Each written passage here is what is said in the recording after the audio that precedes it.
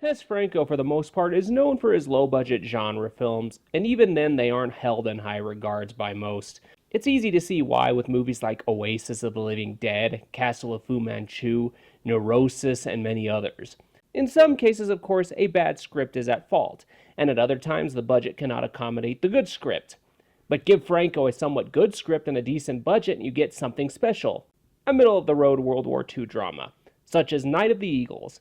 Night of the Eagles stars Christopher Lee, Alexandra Ehrlich, Mark Hamill, Ramon Estevez, and Craig Hill. At a party hosted by Strauss, Christopher Lee, Mark Hamill's Peter professes his love to Strauss's daughter Lily, but she's not interested, as she is tied to Carl, played by Ramon Estevez. As you can see, this film is from the point of view of the Nazis, which means Hamill finally joined the dark side. Carl, however, is not so sure about the Third Reich's success, and he's very open about it with Lily. Germany was once a country of great composers, like Beethoven, Mozart. Our composers would share their expression, not impose it. Our leaders could learn a great deal from Tchaikovsky and Debussy. Carl asks Lily to marry him, and she agrees. However, Strauss is not happy at all with this, as Lily stated she and Carl had sex. He's also unhappy with the idea that Lily wants to be a cabaret singer for the troops. To ease his mind, Strauss conducts business with his bank to buy Nazi war bonds. I would correct him, but I want to see him fail. Lily winds up being a success in cabaret as Peter watches her. Once again, he professes his love for her as he praises how the Reich is conquering for the good of the world. Very thoughtful though, but, up yours. Carl, meanwhile, is stationed in the desert and is saddened by the letters Lily sends him. She hasn't heard from him as of late and sings his song over the radio to brighten the troops' spirits.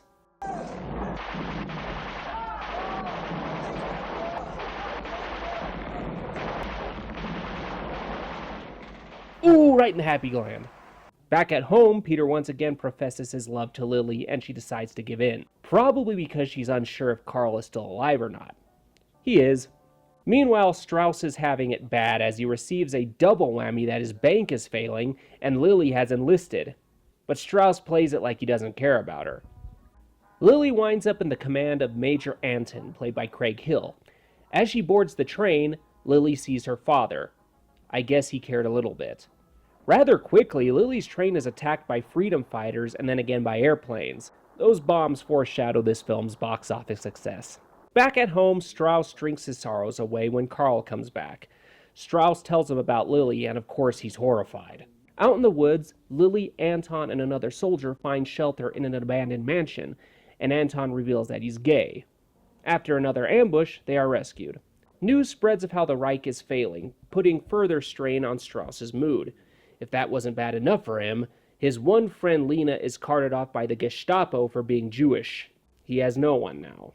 Things continue to go sour for our main characters as Lily hears that Peter is dying. Forgot about him, didn't you?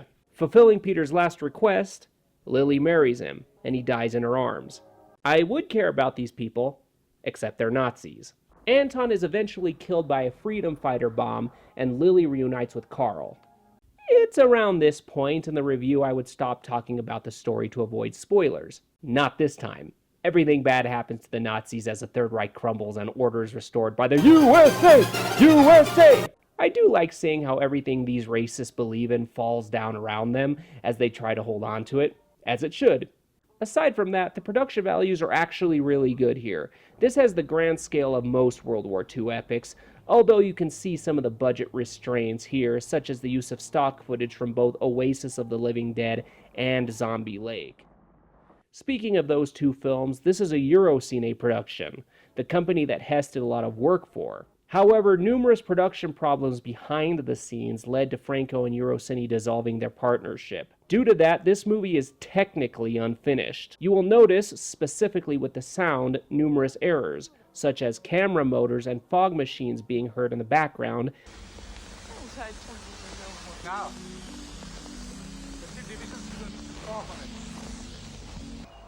We are going to get married, aren't we? Well, you never asked me. As well as inconsistent dubbing. May God help her to come back safe and sound. We should pray for that. And also pray for victory. Although the communiques say that we have virtually won the war already. Also, at 100 minutes long, some things should have been cut. There are so many characters and situations happening all at the same time that you can get confused. Strauss with his bank, Strauss with his snooker friend, Strauss with his butler, his bar friend, his hatred of Carl, etc. Or all the men Lily seems to be interested in. There are 3 of them in this film. For a good chunk of the film, Carl just comes and goes from front to front, and that bogs the film down a bit. It's good for a single viewing, but you may have a hard time watching more than once. I'm the Cinema Fanatic. I'll see you next time.